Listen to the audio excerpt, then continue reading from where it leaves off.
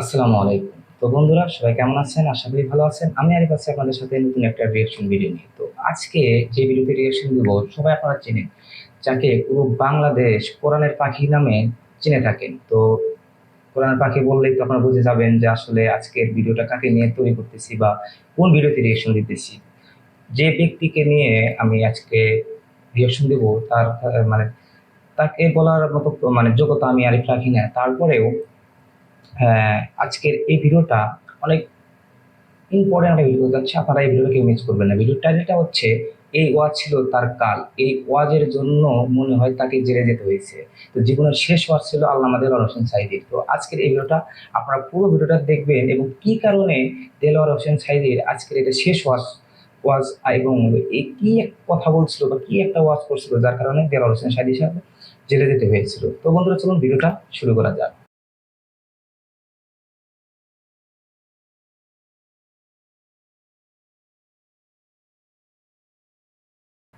কারণ আগামীতে আবার আপনাদের সাথে দেখা হবে কিনা আমি জানি না। হুম। কথা বলতেই হবে। তা বলতেই হবে।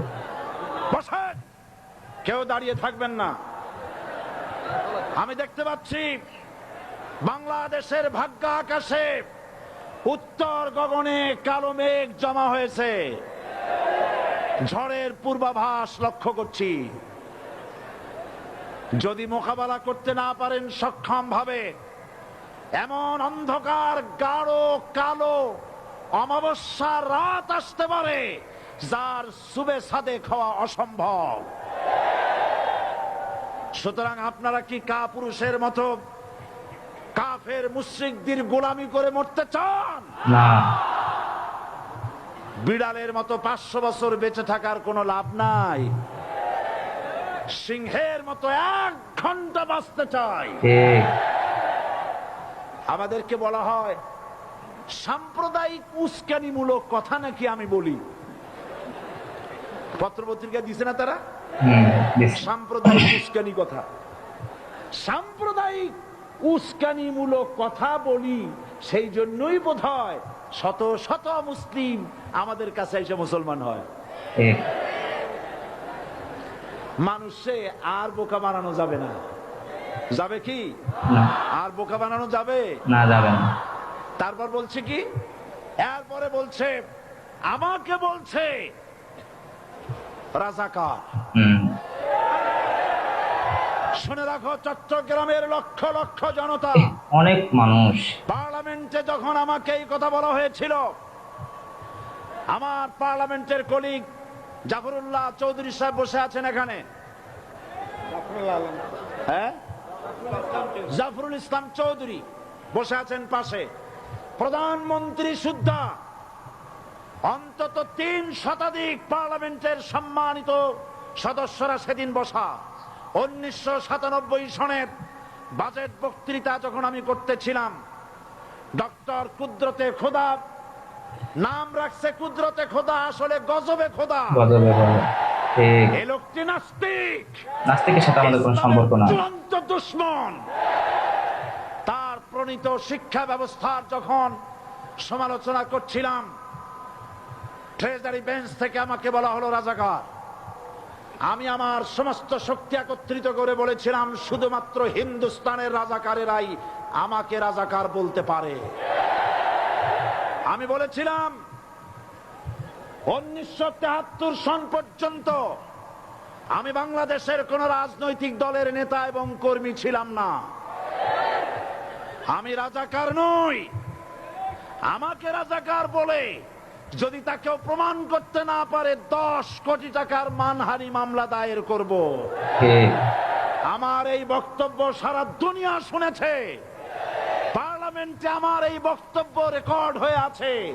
সেদিন 3 শতাধিক পার্লামেন্ট মেম্বারের কেউ আমার চ্যালেঞ্জ গ্রহণ করেন নাই। যে কোনো ব্যক্তি পার্লামেন্টে গিয়ে আমার বক্তৃতা দেখে আসতে পারেন।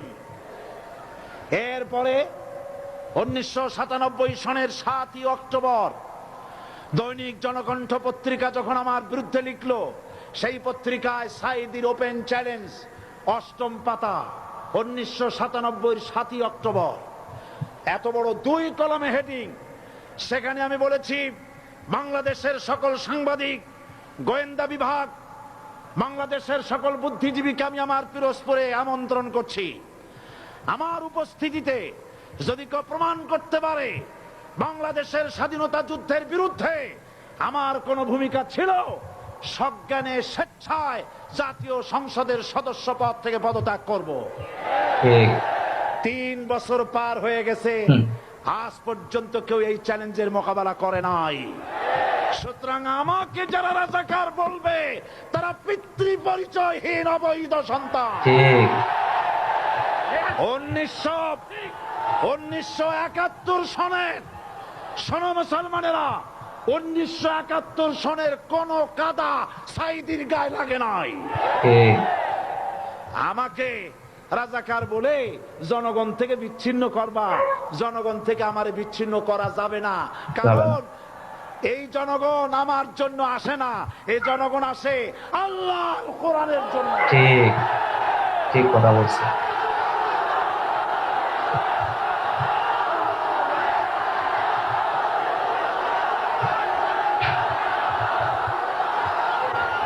আল্লাহ। আজকে আজ যারা ইসলামের কথা বলে, যারা ইসলামের কথা বলে তারাই রাজাকার, তারাই মৌলবাদী। মৌলবাদী। মৌলবাদী বললে আমরা অসন্তুষ্ট হই না, কারণ মৌলবাদী শব্দটা আসছে মূল থেকে। মৌল শব্দ এসেছে মূল থেকে। মূলবাদী তার মানে যারা মূলে আছে। মূল হলো কোরআন, মূল হলো হাদিস, মূল হলেন আল্লাহ, মূল হলেন আল্লাহ রাসূল। আমরা আছি মূলে। এখন বলেন তো মূলের শক্তি বেশি না আগার শক্তি বেশি? মূলে। আমাদের যারা মৌলবাদী বলে ওরা হলো আগাবাদী। মূলে আছে কত কোটি? 12 কোটি। মূলে আছে কত কোটি? 12 কোটি। আর আমাদের যারা মৌলবাদী বলে ওই থাকো গাছের আগায়, আমরা মূলে। লাভালাভি বেশি করবা না। 12 কোটিতে গাছের গোড়া আসতে নানা দেবে, মামু বাড়ি দিল্লি গিয়ে পড়বা, বাংলার জমিনে জায়গা হবে না। এ কথা বিশ্বাস করো।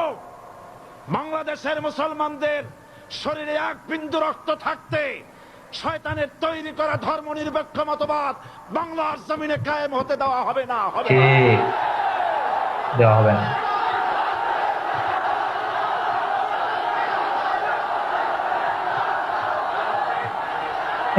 লক্ষ লক্ষ জনতা সাল্লাল্লাহু আলাইহি ওয়াসাল্লাম প্রতিষ্ঠার জন্য আন্দোলন করেছিলেন। আয়াতুল কুরসি আমাদের সে কথাই শিখেছে। আল্লাহ রাব্বুল আলামিন বলেন, আল্লাহু লা ইলাহা ইল্লা হুয়াল হাইয়ুল কাইয়্যুম। প্রাণ খুলে পড়েন, আল্লাহু লা ইলাহা ইল্লা হুয়াল হাইয়ুল কাইয়্যুম। আল্লাহ হচ্ছেন তিনি যিনি ছাড়া কোনো ইলাহা নাই, আইনদাতা নাই, বিধানদাতা নাই।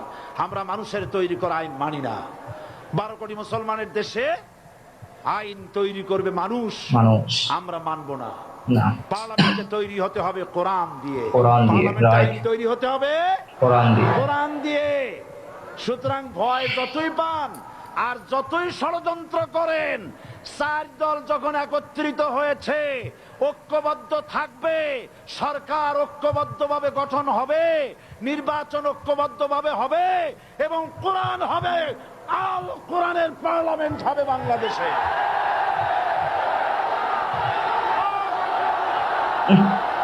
লক্ষ লক্ষ জনতা হুজুরের মাহফিল।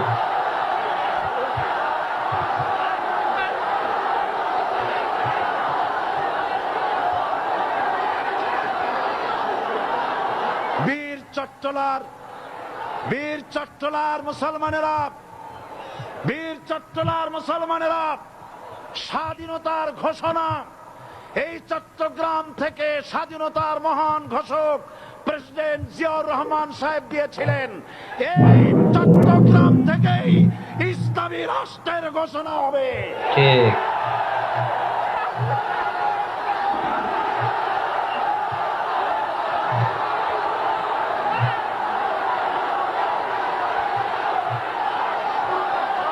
অনেক লোক সংখ্যা।